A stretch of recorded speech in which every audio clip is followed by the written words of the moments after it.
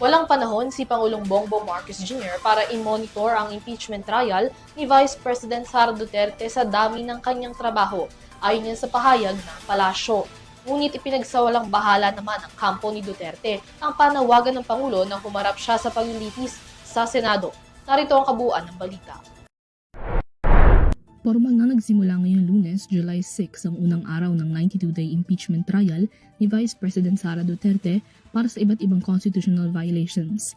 Batay sa verified impeachment complaints laban kay Duterte, kabilang sa mga kinaharap niyang alegasyon ay ang umano'y maanomaliang paglusta ng confidential funds, bribery, undeclared wealth at iba pa.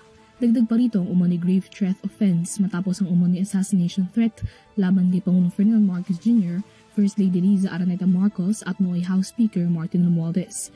Sa isang online briefing noong Nobyembre 2025, sinabi ni Duterte na mayroon na siyang nakausap na hitman upang patayin ang mga nabanggit na individual sakaling mauna siyang mamatay. Sinundan niya pa ito ng katagang no joke. Sa kanyang official reply sa impeachment articles ilang araw bago ang pagsisimula ng trial, iginiit ni Duterte na ang mga binitiwang banta ay parte ng kanyang freedom of expression. Kabilang man ang kanyang pangalan sa mga matatalakay sa impeachment trial, ang Pangulo hindi raw imomonitor ang magiging paglilitis.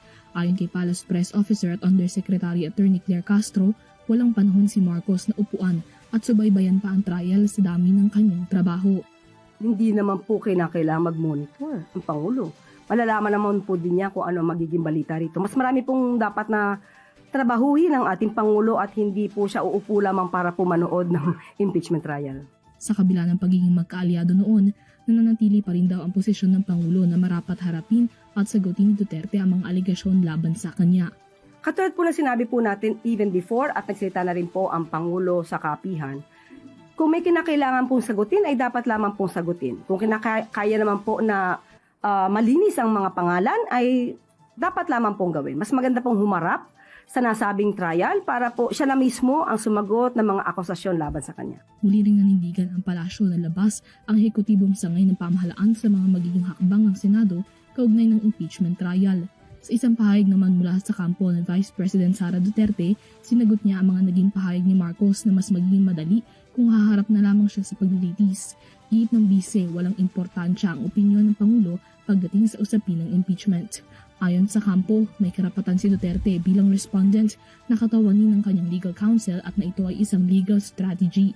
Dagdag niya pa ang personal o hindi niya personal na pagdalo sa pagdinig ay hindi nangangahulugan ng pagbabaliwala sa accountability at transparency. Para sa EuroTV News, Mia Layagin sumasaludo sa bawat Pilipino.